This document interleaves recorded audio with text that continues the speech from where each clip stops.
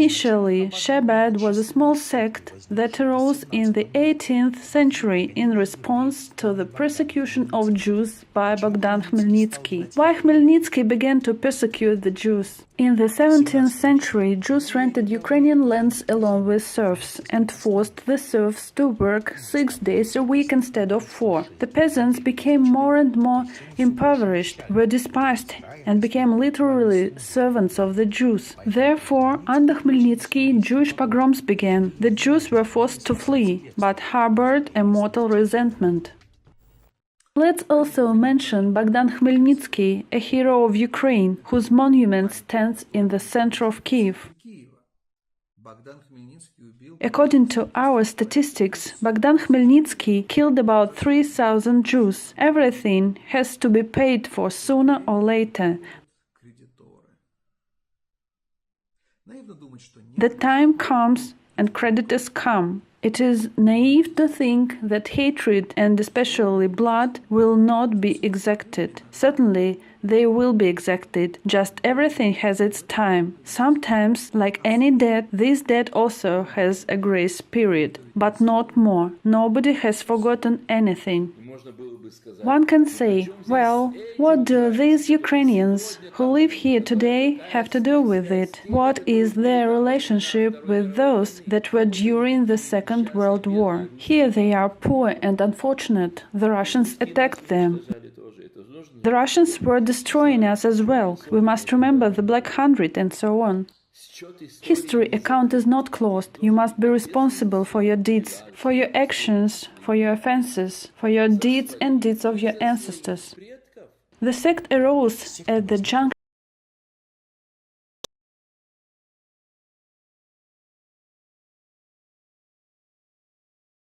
during the reign of the last rabbi of Chabad, Menachem Mendel Schneerson. The sect reached unprecedented influence and spread throughout the world. אנחנו גודלים פי 2 ל-20,000 תושבים מתוך פחות משנה וחצי. אתה יבורך איתך שיהיה פי 2 תדעתו במצב אתה. אתה שבע רצון שזה פי 2 ממה שהיו בעבר. The last rabbi of Schneerson had no children. Chabad members proclaimed him their king Moshe and are waiting for his resurrection. He is expected to resurrect on his throne in the Dnieper, where the huge center of Chabad menorah is built. Chabad is headquartered in the US, where its members have infiltrated every key government body. There are many millionaires and billionaires among the rabbis and ordinary Chabad members in the US who have a strong influence on the politics of the country. We are a remarkable country because Jewish community has brought its values into America. I bet 85% of all bright events in Hollywood and social networks happen due to Jewish leaders of the industry. Chabad rabbis visit apartments of US President and US Congress as often as if Chabad was a state religion of the US.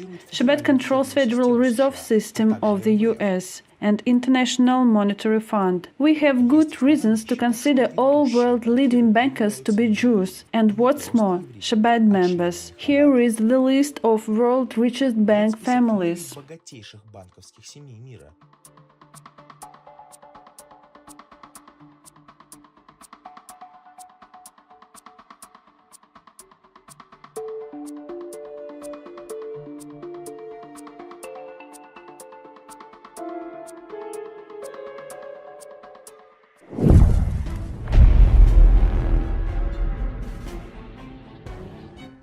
Rabbi Dr. Naftali Berg, Chabad member, referred to as our super weapon, the pride of Chabad, former director of the Department of Scientific Research at the U.S. Department of Defense, developed the HAARP system, which is a complex of climatic, geophysical, and psychotronic weapons. Bill Gates, an organizer of the man-made pandemic, who wanted to vaccinate the entire population of the planet and reduce the population with vaccines, is also a member of Chabad. A photograph has been published in which young Bill Gates received a blessing with $1 from Rabbi Schneerson, the last rabbi and Chabad Mosher.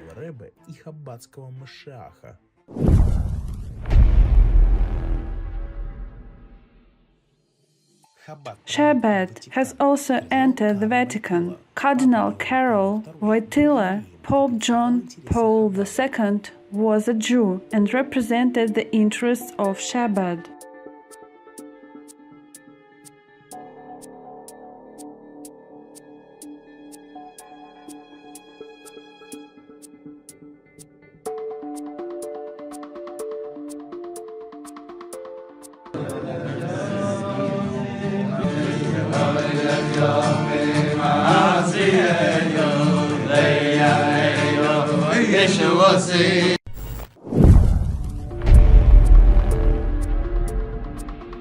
Chabad is sponsored by oligarchs around the world. The largest sponsor of Chabad sect in former USSR countries is Lev Leviyev, the Israeli billionaire and diamond king. Leviyev alone established 345 Chabad centers in the cities with synagogues, educational institutions, canteens and libraries. Experts believe that Chabad, with its worldwide network of Shlachim, messengers of the Lubavitcher Rabbi, is an affiliate of the CIA and Mossad. Indeed, Menachem Mendel Schneerson contributed to Pentagon for many years. Chabad creates its offices even in the most remote parts of Latin America hardly visited by Jews. It has become known that a worldwide drug mafia network is being created in this way to provide Chabad with funding. Several scandals have taken place with Chabad rabbis captured while transporting drugs. In 2001, Interpol exposed a network of drug dealers with Chabad Jews being their backbone. They transported and disseminated synthetic drug ecstasy. Transporting of the drug from Poland to Holland was original and elusive. Chabad members were not searched at customs because they disguised drug as objects of their religious cult, which non-Jews are not allowed to touch, or drugs were transported under their traditional black hats.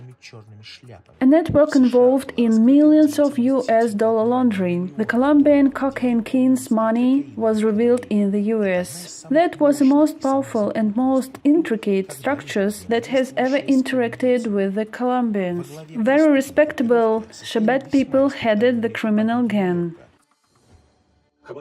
Chabad is indeed a very influential organization. The very essence of it is debatable and combined. This is partly a criminal structure which, according to many facts and sources, is closely associated with drug business. Repeatedly, Chabad rabbis have been captured with drug consignments. It is very likely associated with criminal organ transplantation, with kidnapping. On the other hand, they are a very influential division of Western intelligence services, American, Israeli, who collect information and exert influence. They certainly are connected with globalist circles, which set themselves the task of determining our common human future.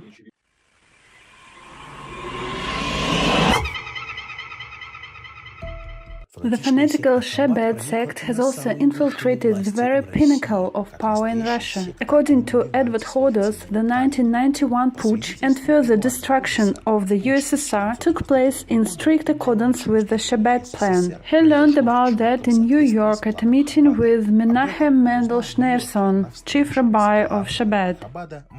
Here's what Hodor's writes: I was amazed when the Chabad people dedicated me in detail to the behind the scenes of the August 1991 putsch and events that followed. Before that, I had sincerely believed that the GKChP members were to blame for everything, but in New York I realized the truth. There I was confidentially informed that the Soviet Union was living its last days and what will follow its collapse. Even the republics were named, which leaders were to put their signatures under the sentence of the country.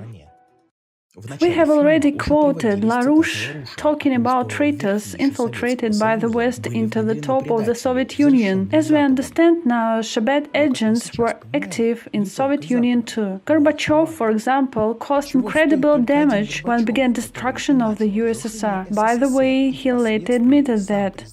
Back in 1999, at the American University in Istanbul, you said that the goal of your whole life was the destruction of communism.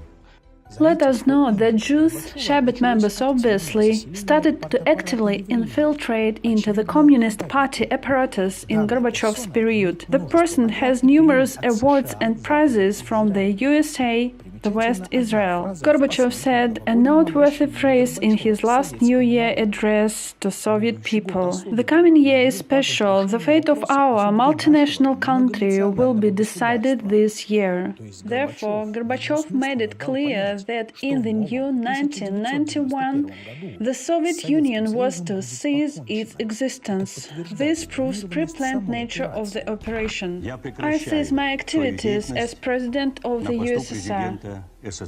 The color revolution committed by Yeltsin and the Western intelligence services in October 1993 was obviously also planned in advance. I know that for many of you, this night was sleepless. I know that you understood everything. The Jewish financial class, enriched by robbery of the national heritage of the Russian people, allocated a lot of money and their militants to suppress popular resistance to the criminal anti-constitutional regime. Thousands of CIA and Israeli special services and the Jewish military terrorist pogrom organization Beitar took part in the October events. According to open sources, Jewish paramilitary brigades participated in the coup of 1993 in Russia. We saw that with our own eyes, and we have photographs showing people in civilian clothes tried to break into the Russian White House, and they had a flag with the Star of David, the flag of Israel. I personally saw it. They say Beitar was there. I did not take them prisoner, so I can't specifically say who they were, but Beitar units and special unit of Jericho were active there. Plus, even though it was not widely reported, but it was covered in press, American Marines from the legation guard of the American embassy were killed and injured. It was in press. I have the newspapers. The question about snipers. Unknown snipers were working. We did not have a single sniper rifle. This I tell you responsible. Where did the snipers shoot from? The snipers were working from the Ukraine Hotel, from the high-rise building on Vastania Square, and from nearby streets. They ran past. The clatter of feet in boots was heard. They said, "There are people in the basement somewhere." That is, they were looking for us. Another replied, "Hell with them, there is water in the basement. They will croak anyway." The first said, "Let's throw a grenade." The second answered him, "To hell with them, we'll still shoot them all. If not today, then tomorrow. Not tomorrow, then in a month. We will shoot dead all Russian swine." That's what impressed me. They wanted to kill the Russians. So it wasn't the Russians who said that, and they left. Here we prayed to God, and we dodged a bullet, they left. As we later calculated, 1,500 people died. The stadium was covered in blood. People who lived on the upper floors of nearby houses told that they could see it from their windows, and they were also shot at if they were seen in the windows. The massacre of unarmed Russian people began with an attack by armored personnel, carriers manned by Beitar crews. The first bursts killed about 40 unarmed people who spent the night in tents near the Russian White House. Armored vehicles ran into tents, crushed there not only sleeping men, but also women and children, for many Russian people came to defend the White House with families. It is clear that unarmed citizens citizens could not resist military machinery. Soviet citizens were destroyed brutally in a fascist way, and then they presented the coup as a will of people. That is an example of chutzpah, unparalleled lies and arrogance. So we must understand what is presented to us as a historical event and allegedly happened by itself often is a performance organized from abroad by infiltrated agents. We are said that it was the people of Russia who carried out the coup of 1991-1993, that the Russian people themselves rejected socialism and came to capitalism, that it is we who elect the presidents. Yes, in fact, foreign and hostile people pushed the coup and tricked us into accepting it. 1991 was apparently not chosen by chance. On Nisan 28th, April 11th, Chabad launched the official Mosher campaign. That day, Schneerson delivered a speech and gave a new and immediate instruction to his adherents. There is only one thing left for me to transfer this task into your hands. From now on, you must do everything possible for Mosher to come today.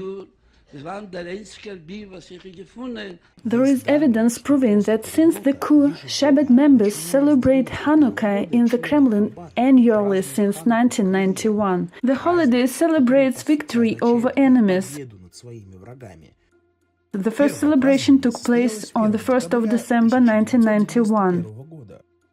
The Jews celebrating in the Kremlin connected with New York and Tel Aviv through a teleconference. The teleconference was personally attended from New York by Menachem Mendel Schneerson, the head of Chabad, who announced,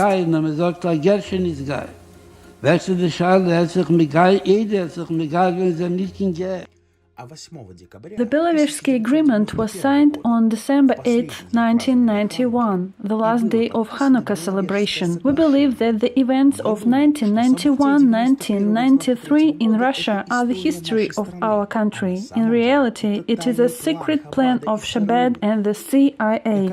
Rockefeller brought down the economy of the USSR, dragging it into debt, and the state power was brought down by CIA agents paid by Rockefeller, apparently also Chabad members. After the coup, Chabad members with generous bribes penetrated all levels of government, began to control the media, the most important sectors of the economy and finance. Putin has given this fanatical sect the green light and is providing all kinds of support. Chabad emissary Ber Lazar arrived in Russia from New York and hardly spoke Russian. Putin quickly arranged Russian citizenship for him, and now Lazar has 3 citizenships: American, Israeli and Russian. And then, with obvious assistance of the Kremlin, Ber Lazar seized the position of Russia's chief rabbi.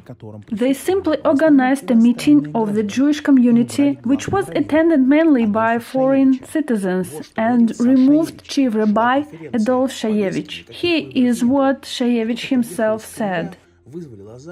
И через 10 минут объявили, что сейчас будут выбирать главного раввина России. И вот, 2 десятка раввинов, из которых 18 иностранцев, его выбрали. In a March meeting in the Kremlin, Vladimir Putin congratulated those present on a significant date, the 100th anniversary of the birth of the 7th Lubavitcher Rabbi Menachem Mendel Schneerson, King Messiah for the ages, Edward Hodder's The Jewish Syndrome. According to the Jewish press, at least once a month, Putin invites Chabad rabbis to the Kremlin and inquires in detail about the well-being of the Russian Jewish community. Putin donates his monthly salary to fund the construction of the Jewish Museum in Moscow. Samara Rabbi Shlomo Deutsch complained to Putin about the problem he faced trying to open a Jewish school. Paperwork was dragging on in every possible way. Putin promised to sort it out. The next day, the head of the city informed the rabbi that all the necessary documents were ready. The school was open. At the same time, Shlomo Deutsch is openly friends with the enemies of Russia. Samara journalists write about him.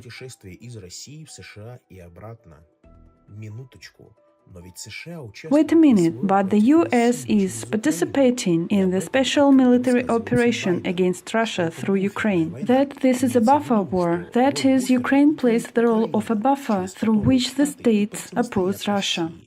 Consequently, his activities are contrary to the interests of Russia and its people, aren't they? This is also proved by the following fact. At the very height of the special operation, on the 3rd of March 2022, Deutsch celebrated the wedding of his daughter Raquel, who was married to the son of a rabbi from the Dnipropetrovsk region of Ukraine, Menes Templar, at the Chabad headquarters in New York.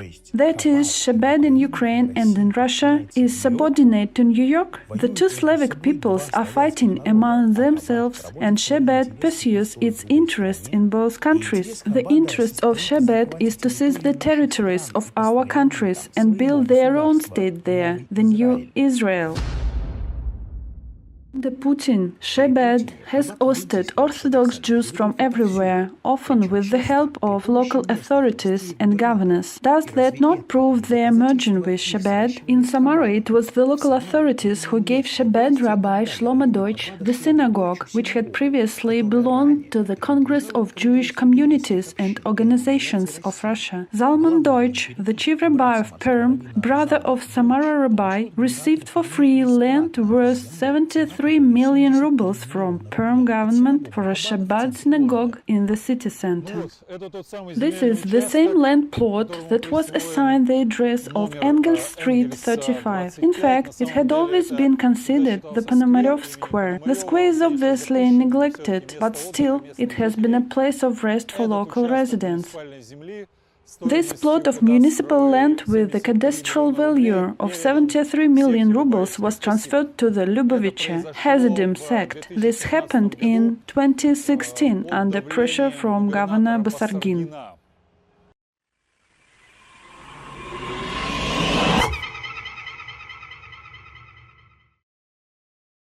Rabbi Zalman Deutsch was visited by two security officers from the Center for Combating Extremism. He boasted to me that these were not ordinary employees, they were heads of departments. Their communication was rather strange. Several times my colleague and I witnessed Zalman yelling at them. They were in a subordinate position in relation to him. They did not object to him, they did not stop his cry. There was a feeling that the guilty schoolchildren were summoned to the principal's office. That is, Chabad took control of the law enforcement agencies. Obviously, this happened after the destruction of the USSR. In 1991, Gorbachev made the traitor Vadim Bakatin head of the KGB of the USSR, who admitted that he headed the KGB in order to destroy it. The most devoted to the motherland employees were fired from the KGB under Bakatin. The FSB, in its current form, was created by Yeltsin, a protege of the world's moneybags and Chabad, only in 1995, which makes it clear who serves the FSB. 40,000 Israelis were infiltrated into the Russian army after reform committed by Serdyakov under Putin. What's more, they were professional soldiers who had served in Tzahal army. And in 2008, the position of chief rabbi was introduced in Russian army. There remained hundreds of millions of shells in excellent condition in warehouses after the Great Patriotic War. Massive and regular explosions of warehouses were not accidental. It was a system. What was that? A diversion to make Russia incapacitated? The perpetrators of the explosions either have not been found, or the warehouses allegedly explode from an accidentally thrown cigarette. Other experts report that blowing up an entire warehouse is very difficult. The shells are stored unloaded. Plus, there is a security system, lightning rods, maintaining a distance between stacks, and the like. In order to blow up the warehouse, it was necessary to bring the shells into combat condition in advance and arrange the ammunition in advance in the right way. All those can only coincide if everything is covered at the state level. And now we are told that the Russian army has a shell hunter. Do you recognize the handwriting? The Chabad sect has entangled entire Russia. 90% of the rabbis in the country, according to Berlazar, are members of Chabad. Berlazar's 3 sons have already become chief rabbis of Krasnodar, Sochi and Simferopol.